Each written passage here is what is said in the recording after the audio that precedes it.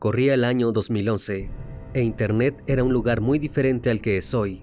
En estos primeros tiempos, los foros eran el centro de atención de los jóvenes internautas, quienes acudían a ellos para compartir opiniones e información sobre sus tópicos favoritos. La música era uno de los más comunes, y entre ellos, las páginas dedicadas a distintos tipos de rock pesado, que destacaban por sobre las demás. Pero no todo era inocente diversión. En alguno de estos sitios web, la maldad acechaba sin piedad a los incautos, y temas oscuros sobre rituales, brujería y satanismo estaban a la orden del día. Solo bastaba alguien lo suficientemente influenciable para que una tragedia se desatara, y el protagonista de nuestra historia fue quien cumplió ese trágico papel. Buenas noches, bienvenidos al Criminalista Nocturno.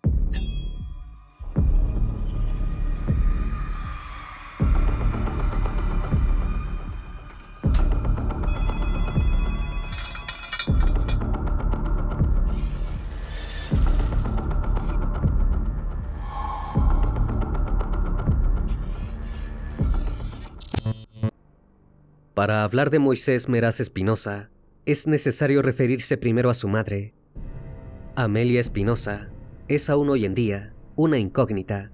Se sabe que nació entre 1968 y 1969 en México, pero el lugar exacto es un misterio. También lo son los motivos por los cuales, cuando era muy joven, decidió emigrar a los Estados Unidos en busca de una mejor vida.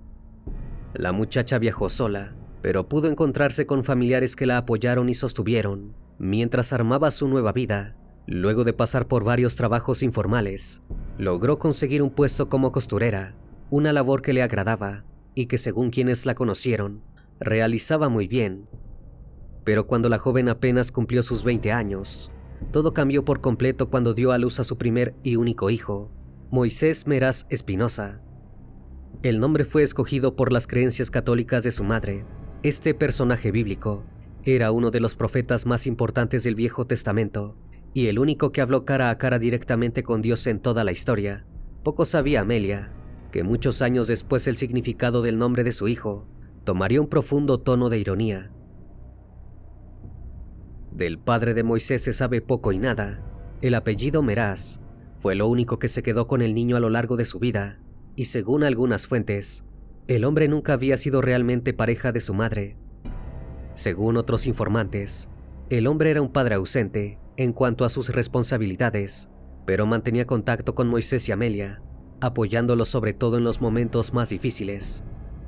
De cualquier manera, la crianza del niño recayó plenamente en su madre, quien, a pesar de ser joven, se transformó en la abnegación en carne viva, dio todo en cuerpo y alma para que a su hijo jamás le faltara nada, y sacó adelante su pequeña familia.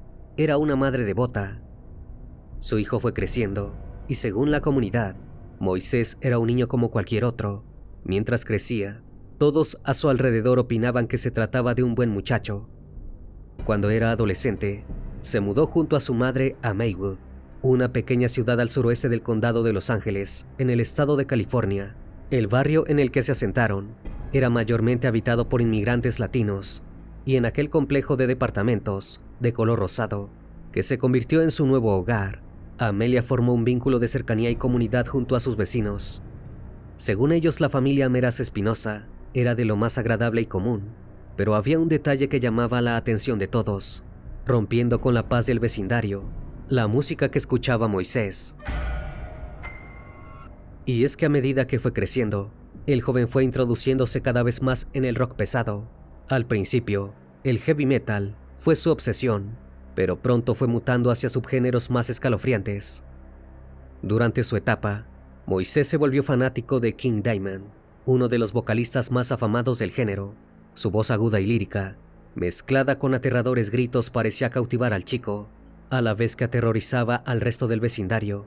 Además de su característica voz, el cantante destacaba por su siniestro maquillaje blanco y negro y sus atuendos mortuorios y oscuros. Fue a través de los foros online que Moisés frecuentaba para tener con quien compartir sus peculiares gustos musicales, que se enteró de otra particularidad del cantante: era seguidor de lo que se conoce como satanismo lavellano. Esta religión No es tan perturbadora como su nombre puede hacerla sonar. Fundada en 1966 por el ocultista estadounidense Anton LaVey, el culto es en realidad ateo y agnóstico, y no rinde devoción a ninguna entidad. Su formación institucional se debe más que nada a su lista de máximas morales, según las cuales el ser humano debería basar su vida. Si bien el satanismo laveyano cree en la magia, la justifica según principios de la psicología e hipnotismo, quitándole su carácter sobrenatural. Pero no todos los seguidores de los foros de metal comprendían o aceptaban esto. Para muchos la idea del satanismo tenía que ver explícitamente con la adoración al diablo, y con estas personas fue que Moisés entabló especial diálogo y amistad. Pronto, Meraz Espinosa comenzó a formar parte de un culto satánico. Si este era únicamente un grupo virtual, o si sus miembros se conocían en persona, no es de conocimiento público, pero las pruebas conocidas remiten mucho más a lo primero que a lo segundo. Todo parecía quedar en la red, hasta que Moisés decidió llevarlo a la vida real.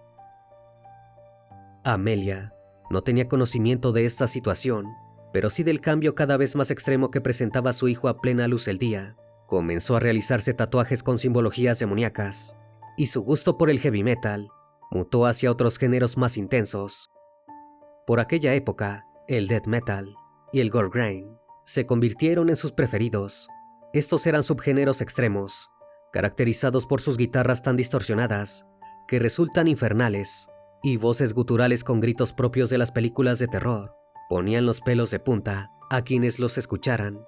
A esa altura, la música se había convertido en una obsesión. Moisés escuchaba sus CDs favoritos a todas horas del día y a un volumen alto. Esta actitud avergonzaba a Amelia, quien sentía estar perturbando la paz del edificio. Su madre estaba muy preocupada por los particulares gustos musicales de Moisés e intentaba siempre de buena manera hacerlo expandir sus horizontes sonoros. Pero esto enfurecía a Moisés, quien respondía con gritos y portazos, según informaron los vecinos. Amelia continuaba dando lo mejor para su hijo, a pesar de sus fuertes peleas. Sus familiares relataron que sin importar qué tan fuertes fueran las riñas, ella siempre lo esperaba con la ropa limpia y la comida hecha. Para evitar tensiones innecesarias con su hijo, de a poco fue aprendiendo a lidiar con el hecho de que Moisés vistiera siempre de negro y que sus tatuajes inquietantes fueran acumulándose cada vez más en su cuerpo. En realidad, el muchacho era bueno, respetuoso y absolutamente normal, a pesar de esas excentricidades. Es por eso que su madre decidió respetar sus decisiones estéticas, quizás secretamente esperando que se tratara solamente de una fase de rebeldía. Pero la fase no parecía parar.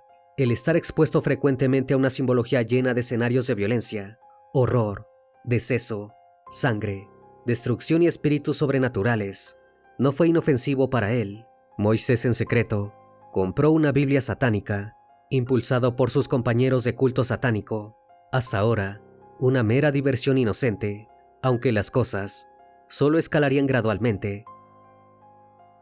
Moisés parecía alejarse cada vez más de la vida cotidiana. En algún punto, que no queda claro en el tiempo, dejó la escuela y se sumó en su camino autodidacta en las artes oscuras. Pero a mediados del 2010, un rayo de luz apareció para apartarlo del sombrío camino. Una jovencita llamada Mónica se cruzó casualmente en su vida, y el flechazo por parte de ambos fue inmediato. Los compañeros del culto satánico de Moisés quisieron disuadirlo de su posible romance, ya que la joven era cristiana, pero el joven hizo caso omiso a estos consejos, ya que la muchacha era ahora lo único que realmente quería. Mónica y Moisés comenzaron una relación sentimental apasionada. Estaban profundamente enamorados, y Amelia estaba sumamente contenta con este nuevo halo de amor que circundaba a su hijo. Pronto, los jóvenes se mudaron juntos y consiguieron empleo en una fábrica de galletas. Moisés era aplicado en el trabajo. Sus compañeros lo señalaban como un empleado puntual, que jamás tomaba días libres ni por enfermedad, y que realizaba todas sus labores con seriedad y empeño. Era tan bueno en su trabajo que sus jefes habían decidido reconocerlo, dándole un ascenso. Todos los días, Mónica y Moisés salían juntos de la casa, tomados de la mano, y caminaban hacia la fábrica. En el trayecto hablaban de sus metas y sueños a futuro, apostando a construir juntos una vida feliz. Gracias a estas charlas, Moisés se había decidido volver a la escuela para finalizar sus estudios secundarios y poder garantizarle a su amada un futuro mejor. Su novia lo acompañó a inscribirse y tan solo faltaban 3 meses para el inicio de clases cuando la tragedia azotó su vida por completo. Aquel fatídico día, cuya fecha exacta es imposible reconstruir, Moisés tuvo que entrar media hora antes a la fábrica de galletas y salió del hogar antes que Mónica. Debían encontrarse pronto, pero eso finalmente jamás pasó. Cuando la jovencita salió hacia el trabajo, esta vez sin poder darle la mano a su novio, como todos los días, fue embestida por un automóvil que la hizo volar por los aires. Mónica no pudo ser salvada, y ese fue el comienzo del fin para Moisés. Su vida y su carácter cambiaron por completo. El chico estaba destrozado, y para intentar mitigar el dolor, se abocó de lleno al consumo de drogas ilegales. Al poco tiempo del deceso de Mónica, Moisés volvió a la casa de Amelia, quien, horrorizada, contempló la depresión en la que su hijo se había hundido. Junto con la tristeza, volvió al consumo obsesivo de aquellas bandas que lo habían obsesionado. El gore grind y el death metal regresaron a la casa, esta vez a volúmenes incluso más altos que nunca. También volvió con fuerza al culto satánico, y sus compañeros lo convencieron de que el fallecimiento de Mónica había sido obra de un ente maligno y sobrenatural que quería devolver a Moisés hacia el verdadero lugar, el camino de las sombras. Moisés aceptó esta teoría y se metió de lleno otra vez en el satanismo. El consumo de drogas lo ponía irritable y violento, y cada vez que Amelia intentaba acercarse a él para que bajara, aunque fuera un poco, el volumen de la música, las discusiones escalaban más fuertes que nunca. Moisés tenía 18 años, y Amelia ya no sabía qué hacer con él. Entre los vecinos corrían rumores sobre que la madre estaba aterrorizada del hijo, y la mayor parte de su familia se hacía de la vista gorda con el tema. La única que se involucró fue Liliana Rivera, una prima de Moisés, un poco mayor que él, quien se acercó para intentar arrancarlo de ese pozo de drogas y violencia. Si bien su primo confiaba en ella e intentaba dejarse ayudar, para finales del 2010, Liliana ya temía que muy pronto Moisés terminara lastimándose a sí mismo o a otra persona. La gran tragedia de esta historia sucedió el miércoles 2 de febrero de 2011. Aquel día no fue muy distinto a los demás. Moisés se dedicó a drogarse y escuchar música, y Amelia llegó a casa luego de una jornada laboral totalmente extenuada. Al entrar en su hogar y escuchar los horrorosos gritos que provenían de la habitación de su hijo, golpeó la puerta y le pidió una vez más que por favor bajara la música. Poco sabía de que sería la última vez que lo haría. Moisés no aceptó su pedido y salió a confrontarla. Esta vez estaba aún más violento que veces anteriores. La pelea escaló hasta lo inimaginable. Moisés subió aún más el volumen y, ante la atónita mirada de su madre, corrió las cortinas de la casa. Luego tomó una cuerda y se abalanzó sobre ella.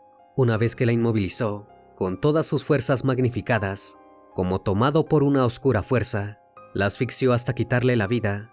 Los gritos de la mujer fueron totalmente ocultados por los de la música death metal que había causado la discusión. Luego de haber privado de la vida a la persona que más lo había amado en el mundo, Moisés Meraz Espinosa simplemente se fue a dormir. Al día siguiente, se fue a trabajar como todos los días, pero sus compañeros lo notaron distinto.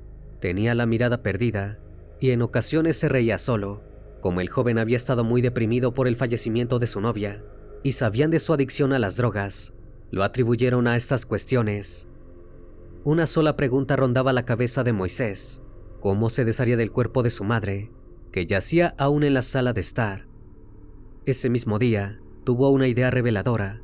Consiguió una sierra eléctrica y puso su música alta como siempre. Ocultando los ruidos, despedazó el cuerpo de su madre en la ducha. Algunas piezas fueron a parar al refrigerador de su sala de estar, pero otras fueron tratadas de manera especial, siguiendo procedimientos rituales propios de la magia satánica. El plan parecía perfecto, pero pronto la realidad arruinaría su ficción. Epifanio Hernández, el encargado del conjunto de apartamentos en el que Moisés y Amelia vivían, golpeó la puerta para instalar un fregadero nuevo, como estaba realizando en los demás departamentos. Moisés le puso todo tipo de excusas para impedirle entrar, y esta situación se repitió por varios días. Lo mismo sucedió con algunos vecinos, que se preocuparon al ver que Amelia no había sido vista en el barrio. Se acercaron a preguntar si estaba bien, pero su hijo simplemente dijo que se encontraba enferma en cama y que la dejaran descansar. Estas situaciones hicieron que Moisés se diera cuenta de que debía trasladar el cuerpo de Amelia urgentemente. Sabía que no podía hacerlo solo, así que decidió llamar a la única persona que le quedaba de su lado, su prima Liliana Rivera. La joven era practicante de la santería. Moisés pensó que quizás habría algún punto de contacto con el satanismo, pero se equivocaba. Llamó a su prima por teléfono y le preguntó qué era lo peor que un practicante de santería podía hacer. Liliana se alarmó por la pregunta y le dijo que iba a ir a su casa. Cuando llegó, Moisés la estaba esperando en la puerta. Se subió al vehículo y comenzaron a conducir por el barrio, conversando. Liliana le preguntó por Amelia, pero al principio Moisés dio respuestas ambiguas. Liliana insistió, tenía un horrible presentimiento y necesitaba confirmarlo. Finalmente su primo le confesó con lujo de detalles lo que había hecho. Liliana tenía los pelos de punta, no podía creer lo que oía, y aún menos pudo creer lo que Moisés le dijo a continuación. Le confesó que después de ultimar a Amelia, se había sentido en paz. Dijo sentirse como un ángel y no estar arrepentido. Luego de terminar su horroroso monólogo, le pidió ayuda a Liliana para deshacerse de los restos, pero ella no cedió. Durante horas condujo por las calles de la ciudad, totalmente en shock, pero con una misión clara. Lo convenció de entregarse a la policía. Lo llevó a la comisaría de Huntington Park y allí lo hizo bajar del auto. Todavía fuera de la estación, Moisés llamó por teléfono a su padre y le dijo que Amelia ya no estaba entre ellos, que se había quedado dormida y que él había ayudado a marcharse. Habiendo dicho esto a su padre, entró a la comisaría. Eran exactamente la 1 de la tarde y Moisés confesó todo lo que había hecho. Cuando el joven informó que los restos de su madre todavía permanecían dentro del apartamento que compartían, los efectivos policiales se apersonaron de inmediato en el lugar. Tras tirar la puerta abajo, lo que vieron heló la sangre, hasta de los policías más experimentados. El refrigerador yacía volcado en el piso de la sala de estar y el olor fétido impregnaba el aire. Al abrir el refrigerador, descubrieron una decena de bolsas plásticas con restos de carne humana. Las paredes de la ducha habían sido revestidas con plástico transparente sujetado con cinta adhesiva. Todo estaba lleno de sangre, y sobre los plásticos que intentaban aislar las paredes de la casa, encontraron una sierra circular y un cuchillo de carnicero. En la habitación de Moisés había una mochila llena de huesos humanos y un limpiador en aerosol, probablemente indicador del esfuerzo del asesino por ocultar lo sucedido. Además, en la computadora portátil del joven había una copia de la película El juego del miedo y sobre la cama una Biblia satánica, con un señalador marcado con una página en particular. Hablaba sobre sacrificios humanos. En toda la casa de Moisés Meraz Espinosa se hallaron dibujos de simbología satánica. Cuando interrogaron a los vecinos, se enteraron de que Amelia últimamente vivía aterrorizada por las explosiones de violencia de Moisés y que estaba muy preocupada porque el chico salía tarde por las noches para consumir drogas y trataba con gente que ella no aprobaba. Si estas personas eran sus compañeros de culto satánico, nunca lo sabremos. Horas después de este allanamiento, el departamento del sheriff del condado de Los Ángeles confirmó a los medios el hallazgo del cuerpo, pero el departamento forense advirtió ante las cámaras que su identificación y necropsia tardarían un poco. Sin embargo, debido a su confesión, Moisés Meraz Espinosa quedó detenido sin derecho a fianza y calificado como el principal sospechoso de la causa, acusado como el autor material de los violentos y truculentos hechos sucedidos el 2 de febrero de 2011 en Maywood contra Amelia Espinosa, su propia madre. Finalmente, semanas después, se conocieron los resultados de la necropsia. El informe forense arrojó que la causa había sido efectivamente asfixia por compresión del cuello. Además, las pericias suministraron detalles del proceso de descuartizamiento post-mortem, aunque estos datos recién fueron difundidos en el juicio. Durante la etapa previa al inicio del proceso judicial, la fiscalía intentó presentar una gran cantidad de fotografías de los restos, como partes de las pruebas del caso. Sin embargo, tras la revisión de las imágenes, el tribunal de primera instancia excluyó varias imágenes por considerar que eran indebidamente espantosas y que no debían ser mostradas en la corte hacia el público corriente, ya que eran altamente perturbadoras. El martes 8 de febrero de 2011, Moisés fue formalmente imputado con el cargo de asesinato, pero esta vez, a pesar de haber confesado en múltiples instancias anteriores, el joven se declaró inocente. Esto determinaba que se debería proceder en un juicio completo y que eso podría tardar un tiempo. Mientras tanto, Moisés siguió cumpliendo prisión preventiva, esta vez bajo una fianza de $1 millón, monto que las autoridades sabían de antemano que el acusado no podía pagar. Moisés Espinosa quedó entonces recluido en el centro correccional de Twin Towers. Su siguiente aparición pública fue el 23 de febrero, durante una audiencia programada en la Corte Municipal del Este de Los Ángeles. Allí, Irv Mara, el fiscal asignado para encabezar la acusación frente a Moisés, afirmó que el ataque letal del joven contra su madre no se había producido de manera impulsiva. Afirmó que el hecho había sido premeditado y llevado a cabo con el propósito de demostrar su devoción a las fuerzas oscuras como una truculenta forma de último sacrificio.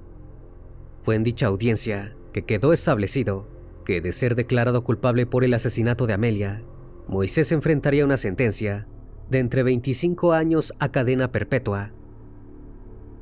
2 años tuvieron que pasar hasta que el juicio efectivamente se celebró. Corría el año 2013, cuando el atónito jurado civil debió escuchar el detallado y truculento informe forense. Se ratificó que varias partes del cuerpo habían sido tratadas de forma especial y no habían sido tan solo seleccionadas para poder entrar en el congelador de la vivienda de los Meraz Espinosa. Las yemas de los dedos parecían haber sido extraídas de las manos individualmente con una navaja afilada. La piel de la cabeza se había eliminado en una sola pieza, despellejando el cráneo, a excepción de los párpados, que habían sido cortados por separado. Todos los dientes habían sido arrancados de raíz y habían sido guardados en la mochila de Moisés, junto al resto de los huesos. La fiscalía llamó al estrado a testificar a un experto en simbología pagana, y este opinó que la disposición del cuerpo indicaba que las acciones de Moisés habían obedecido a reglas rituales de alta magia satánica. Cada uno de los actos y cortes mencionados por el departamento forense tenían significados mágicos. Más allá de la intención de desaparecer las evidencias, toda la segmentación del cuerpo tenía un motivo oscuro y paranormal. La fiscalía le mostró en vivo al especialista algunas imágenes encontradas en la computadora del imputado y también fotografías de los símbolos que habían tallados alrededor de la vivienda de los Meraz Espinosa y en la propia celda en la que Moisés había estado 2 años encerrado, esperando a ser juzgado. El profesional pudo confirmar ante el jurado que dichos trazos eran parte de la simbología satánica y que algunos en particular eran procedentes de la discografía del músico King Diamond, el predilecto de Moisés. El hombre también habló de que el cantante se autoproclamaba seguidor del satanismo olavellano, y a esta altura del partido, casi nadie en la sala tenía dudas de por qué se había cometido el horroroso hecho. Pero fue un último dato, sugerido por este experto, el que terminó de clavar los clavos del ataúd de la justicia. Afirmó que era prácticamente imposible que el asesinato de Amelia no hubiese sido premeditado, debido a un detalle en la fecha en que había ocurrido. El 2 de febrero, explicó el experto, era un día de festividad satanista, en el cual se estilaban los rituales de ofrenda de sangre, incluyendo los sacrificios de animales y humanos. La fiscalía además señaló los tatuajes de Moisés, totalmente visibles para todo el público de la sala, que lo observaban, sin poder quitar los ojos de encima del muchacho, un 666 detrás de la oreja y un tridente de colas de serpiente, ambos símbolos satánicos muy reconocidos. La defensa de Moisés estaba muy preocupada por la cantidad de evidencia en contra de su cliente, pero tenían preparada una respuesta. Jonathan Roberts, abogado principal de Moisés, argumentó que se estaba exagerando la participación de su cliente en los cultos satánicos, indicando que esa incursión en los temas oscuros habían sido tan solo una diversión adolescente en internet y que nunca había acudido a un ritual de magia negra de manera presencial, a pesar de haber muchos disponibles para aquel que realmente quisiera encontrarlos. Además, añadió que los satanistas modernos, como los lavellanos, no admitían la práctica del sacrificio humano, sino que llamaban satanismo simplemente a un listado de valores morales que hacían hincapié en la libertad del individuo y en el principio de respeto, tolerancia y no violencia hacia el prójimo. Puede que el último punto expuesto por la defensa fuera cierto, pero tras analizar las evidencias y los argumentos presentados por las partes en el juicio, el jurado acordó en que había una abrumadora diferencia de peso entre lo presentado por la defensa y lo expuesto por la fiscalía. Tan solo necesitaron un día para declarar culpable a Moisés Meraz Espinosa de asesinato en primer grado contra Amelia Espinosa, su propia madre. El juez, Thomas McNew Jr., antes de dictar sentencia, se refirió al caso como uno de los más repugnantes, horribles y vulgares que había visto en sus 50 años de ejercicio de la profesión. Dicho esto, miró a Moisés a los ojos y detalló que había sido condenado a cadena perpetua, con posibilidad de libertad condicional pasados los 25 años. Los oficiales de la policía se disponían a trasladar a Moisés a prisión cuando el juez lo detuvo un instante para decirle algo más al condenado. Con algo de pena en el rostro, le indicó que si bien ignoraba cómo hacer para cambiar su vida, a partir de entonces, tendría mucho tiempo para pensarlo. Moisés no le dirigió respuesta y se levantó, escoltado por los oficiales. Antes de salir del tribunal, volteó la cabeza y miró a los ojos a su padre y a su prima Liliana, las únicas dos personas conocidas que habían ido a observar el proceso. Poco tiempo después de dictarse sentencia, la defensa de Moisés apeló, sosteniendo que el tribunal de primera instancia, que había decidido no mostrar las fotografías forenses del cuerpo, estaba rompiendo una enmienda constitucional y que el acusado se le había juzgado sin la representación total de pruebas. El Tribunal de Apelaciones respondió que lo sucedido había estado perfectamente enmarcado por la ley y se le reiteró al joven que la evidencia en su contra había sido abrumadora. La apelación fue denegada. El caso de Moisés Meraz Espinosa causó gran revuelo en los medios de comunicación y en los foros de internet. Muchos amantes del metal pesado y sus subgéneros más terroríficos señalaron que era inverosímil buscar una relación entre la música predilecta de Moisés y sus acciones, puesto que hay miles de fanáticos en el mundo, y los casos como el del asesinato de Amelia son algo escasos. A su vez, el truculento y horrible caso de Amelia Espinosa logró poner de acuerdo en los debates a seguidores del ocultismo y el cristianismo, aunque con visiones totalmente diferentes de la religión y la vida. Ambas partes podían coincidir en que no había motivos espirituales que justificaran hechos tan atroces y violentos, que no deberían cometerse jamás, en el nombre de ninguna deidad. El verdadero motivo por el que Moisés decidió asesinar a su propia madre permanece oculto hasta el día de hoy. Si fueron las drogas, el odio, la búsqueda de poder o un estado alterado de locura causado por el duelo y la creencia en los seres oscuros, jamás podremos saberlo. Pero lo que es claro es que Moisés Espinosa llevó a cabo un acto tan horrible que a la mayoría de nosotros nos costaría hasta imaginar. Una vez más, estimado público, agradezco su compañía. Gracias por acompañarme en esta nueva transmisión. Recuerden que pueden seguirme en redes sociales. Actualmente me encuentro en Facebook, Twitter, Instagram, TikTok y también en Spotify. Si el caso de hoy te pareció interesante e informativo, te pido me regales un like o un comentario sobre la transmisión de esta noche. Me despido de ustedes, no sin antes agradecerles su compañía, y recuerden, si aún no estás suscrito, te hago la cordial invitación a que lo hagas y formes parte de esta gran comunidad. Esto es El Criminalista Nocturno. Hasta la próxima emisión. Buenas noches.